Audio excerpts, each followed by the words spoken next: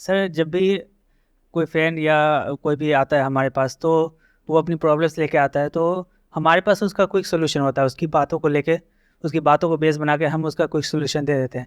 लेकिन जब बात अपनी बारी आती है कि हमारे साथ कोई प्रॉब्लम होता है, तो हम फंस जाते हैं वहाँ पे। हमें समझ में नहीं आता है कि हम करें तो क्या करें, तो इस सिचुएशन को कैसे डील करें। आप में से कोई है जो जवाब देना चाहेंगे? हम सामने वाले को बता रहे तू ये कर ले, तू वो कर ले, पर हम उसकी जगह पर नहीं है। हमारा माइंड तब भी कहीं ना कहीं चल रहा होता है कि ठीक है कोई नहीं। मतलब बहुत ज़्यादा हम उसके तरफ से नहीं सोच पाएंगे, जितना हम अपने लिए कर लेंगे दूसरे के लिए नहीं कर पाएंगे। तो आप ये कहना चाह रहे हैं कि हम सामने वाले को अगर हमारी सलाह गलत भी है तब भी दे देते हैं, हाँ सर, क्योंकि ऐसा उसका होता है। आउटकम कुछ भी हो, हाँ कल को मरा तो वो मरा, हमें कोई फर्क नहीं पड़ता, है ना? मतलब आप ये कहना चाह रहे हैं कि ऐसा हम ही गलत सलाह भी दे देते हैं, हाँ। मतलब ज्यादा सोचते नहीं है उसके आउटकम क्योंकि के बारे हम में, नहीं है ना सर जो भी उसकी मन में जगह। आता है उसको बोल देते हैं बोल देते हैं कि कौन किसी सा का मेरा मान लो कुछ जा रहा बहुत है। सीरियस अफेयर चल रहा है, अरे छोड़ देना क्या, मेरा कौन सा कुछ जा रहा है, ऐसा सोच के मतलब राइट? हाँ, ज्यादातर लोग ऐसे ही करते हैं। This is one reason. और बताइए। इमोशंस को हम लोग साइड में नहीं रख पाते हैं, क्योंकि अगर दूसरे को कुछ बताना हो तो उस समय इमोशंस नहीं आते बीच में। हाँ, फॉर एग्जाम्पल आप दोनों कहीं पर जॉब करते हैं, आप और वो इंसान जो आपसे सलाह मांग रहा है, और उसने आकर के कहा कि मेरे को ये प्रॉब्लम आ रही है, मैं जॉब छोड़ दूं क्या? तो आप उसको कहोगे हाँ छोड़ देना, क्या फर्क पड़ता है। लेकिन अगर खुद छोड़ने की बारी आएगी तो तो पहले सोचेंगे कि अगर पैसे नहीं आएंगे तो क्या करेंगे, क्योंकि उससे कनेक्टेड रहता है सारा कुछ। राइट, और उसको क्या बोलेंगे अगर वो कहेगा ये बात कि अगर पैसे नहीं आए तो मैं क्या करूंगा? वो कहेगा तू तो ये कर लेगा, तू वो कर लेगा, तू ये ऐसे ये सोच रहा है। मतलब उसको हम कुछ भी बोल के अपना पीछे छुड़ाएंगे ताकि वो बंदा हमारा सर ना खाए। और हम खुद की जब बारी आएगी तो हम बहुत ही बारीकी से सोचेंगे कि ये करने के क्या प्लस माइनस है और नहीं करने के क्या प्लस माइनस है। तो यहां पर दो फैक्टर्स आ रहे हैं। एक है जब हम किसी और को सलाह देते हैं तो हम ज्यादा सोच समझ करके नहीं देते हैं, कुछ भी बोल देते हैं, सामने वाला भाड़ में जाए, आपको क्या फर्क पड़ता है। That is one.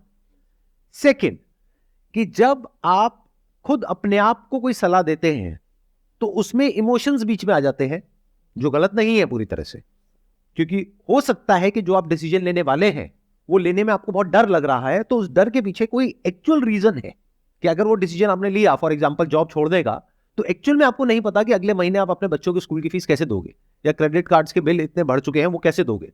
तो वो कोई हवा में नहीं है डर, किसी भूत प्रेत से आप नहीं डर रहे हो, रियल प्रॉब्लम है जिससे डर रहे हो। तो करना क्या चाहिए, चाहे किसी और को सलाह दो, चाहे खुद अपने आप को सलाह दो, आराम से ठंडे दिमाग से बैठ करके एक प्रॉब्लम का सॉल्यूशन निकालना चाहिए। मतलब मैं ये नहीं कह रहा कि उसको गलत सलाह दो और खुद को सही सलाह दो, नहीं, हमेशा सही सलाह दो। अगर कोई भी आकर के आपसे कोई बात कर रहा है या कर रही है और वो डिसीजन बहुत बड़ा है, छोटा मोटा है तो फर्क नहीं पड़ता, बट अगर वो डिसीजन बहुत बड़ा है तो आराम से बैठो, समझो कि उसकी क्या प्रॉब्लम है, उसके माइंड में क्या आ रहा है, उसको समझ करके, जैसे अभी मैं आप लोगों से समझ रहा हूं, अब मुझे नहीं पता था इस क्वेश्चन का ये आंसर निकल करके आने वाला है, लेकिन स्टेप बाय स्टेप हम आगे बढ़े तो हर एक पर्सपेक्टिव से चीजों को समझने की कोशिश कर रहे हैं, जो हो सकता है आज से पहले पूरी दुनिया में इस तरीके से इस प्रॉब्लम को किसी ने नहीं देखा होगा। राइट। आप जाकर के किसी और से पूछोगे, कोई और है यहां पर बैठा हुआ है, वो क्या कहेगा, अच्छा ये होता है, तो ठीक है, इसके पीछे जो रीजन है वो ये है कि आप जब किसी और को सलाह देते हो तो आप डिटैच होकर के देते हो, उसमें आपके इमोशंस बीच में नहीं आते हैं, तो आप सही सलाह देते हो। लेकिन जब खुद की बारी आती है तो इमोशंस बीच में आ जाते हैं, इस वजह से आप सही डिसीजन नहीं ले पाते हो। कि कितना सुपरफिशियल लेवल का आंसर है। ये आंसर सुनने में आपको बड़ा अच्छा लगेगा कि हाँ मेरे को मेरी प्रॉब्लम का सॉल्यूशन मिल गया, बहुत ही बेकार सॉल्यूशन है ये। इसमें बहुत सारे फैक्टर्स को हमने कंसिडर नहीं किया, उसको इग्नोर कर दिया। जैसे एक बहुत बड़ा फैक्टर ये है कि क्या जो इमोशंस हैं वो बुरे हैं क्या, बिल्कुल ही बेसलेस हैं क्या, क्या उसके पीछे कोई रियलिटी है इमोशंस के पीछे, या साइकोलॉजिकल फियर्स हैं। देखो, एक होता है एक्चुअल फियर, एक होता है साइकोलॉजिकल फियर। तो अगर किसी और को सलाह दे रहे हो तो वहां पर भी समझो और ब्रेक डाउन करो चीजों को। अब आप कहोगे उसमें मेरा क्या फायदा है, अरे आपका ये फायदा है, अगर आज आप उसको अच्छे से गाइड कर रहे हो तो कल खुद को भी अच्छे से गाइड कर पाओगे। मतलब हम क्या कर रहे हैं, हम दो एक्सट्रीम्स में ऑपरेट कर रहे हैं। जब कोई और हमारे पास सलाह लेने आता है तो बहुत ही घटिया लेवल की सलाह हम फटाफट से दे देते हैं उसको, बिना डिटेल में समझे कि उसकी लाइफ की एक्चुअल में प्रॉब्लम क्या है, कि वो किस स्टैंड पॉइंट से क्या पूछ रहा है या पूछ रही है। हम कुछ भी सलाह दे देते हैं जल्दीबाजी में। तो एक हो गया, जल्दीबाजी में हमने कुछ भी सलाह दे दी, और जब खुद की बारी आती है हम कोई डिसीजन ही नहीं ले पाते हैं। तो दोनों ही गलत हो गया ना। मैं क्या कह रहा हूं, चाहे कोई और हो चाहे आप खुद हो, हमेशा हर पहलू को देख करके सोच समझ करके फिर डिसीजन लेना चाहिए। मतलब उसमें प्रैक्टिकलिटी का भी रोल है, इमोशंस का भी रोल है, डिजायर का भी रोल है, फियर का भी रोल है, रिस्क एनालिसिस भी है, वेरी इंपॉर्टेंट। क्योंकि जब भी कोई बड़ा डिसीजन होता है तो साथ में बड़ा रिस्क होता है। अगर कोई रिस्क नहीं है तो वो छोटा डिसीजन है, तो वो कर लो, चाहे खुद हो चाहे किसी और की बारी हो। बट अगर कोई बड़ा डिसीजन है तो बड़े लेवल पे सोचना पड़ेगा। अब सवाल उठता है, ऐसे सोचते कैसे हैं?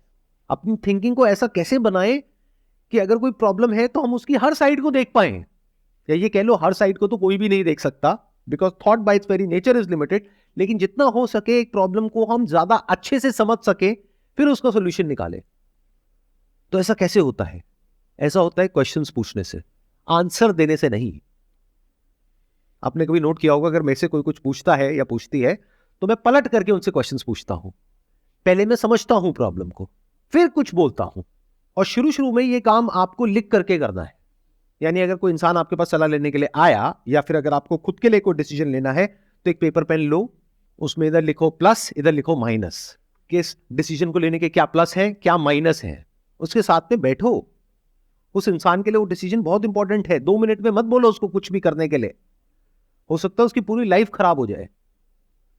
और फिर धीरे धीरे क्या होगा, अगर आप इस तरीके से काम करने लग गए, यानी लिख करके अपने माइंड को क्लियर करने लग गए, तो धीरे धीरे आपकी माइंड में ही प्लस माइनस एकदम से आ जाएंगे। प्रैक्टिस की बात है, इस तरह की हमारी प्रैक्टिस नहीं है। हम लोग क्या गलती करते हैं कि अगर कोई हमारे पास में आता है सलाह लेने के लिए, तो फटाफट से सलाह दे देते हैं, चाहे उसका हमको कोई नॉलेज है या नहीं है, एक्सपीरियंस है या नहीं है। जैसे कोई आया कि ये बिजनेस करना चाहिए, अब आपको बिजनेस के बारे में ABCD भी नहीं पता, नहीं ये बिजनेस तो बेकार है। हो सकता है वो बिजनेस बहुत बढ़िया हो। या फिर कोई आया कि मेरे माइंड में बिजनेस आइडिया आ रहा है, मैं कर लूं क्या? हाँ कर ले बहुत बढ़िया है। आपको क्या पता बिजनेस के बारे में? क्यों बोल रहे हो, क्यों जवाब दे रहे हो? उसको बोलो भाई एक काम कर, मेरे कॉन्टैक्ट में ये है, या तेरे कॉन्टैक्ट में ये है, इनको बिजनेस के बारे में पता है, चल हम दोनों मिल करके उनके पास चलते हैं। और पहले हम इस बिजनेस प्लान को जो तेरे माइंड में है लिख करके इसके प्लस माइनस निकालते हैं अपने स्टैंड पॉइंट से, फिर उनके स्टैंड पॉइंट से समझेंगे, फिर डिसीजन लेंगे कि करना चाहिए नहीं करना चाहिए, करना चाहिए तो कितना पैसा लगाना चाहिए। तू कह रहा है कि इसमें 20 लाख रुपए लगेगा, क्या कोई ऐसा तरीका है कि 2 लाख में काम हो जाए, ताकि रिस्क कम हो जाए? क्योंकि अगर 20 लाख चला गया तो फिर तू आगे क्या करेगा? तो कभी भी किसी को गलत सलाह मत दो। जिंदगी में गलत सलाह क्या होती है? गलत सलाह सिर्फ ये नहीं होती है कि आप जानबूझ करके उसका कुछ बुरा कर रहे हो। गलत सलाह यह भी होती है कि बिना एक प्रॉब्लम को समझे आप किसी को सलाह दे रहे हो। मैं आपको प्रैक्टिकल एग्जांपल देता हूं।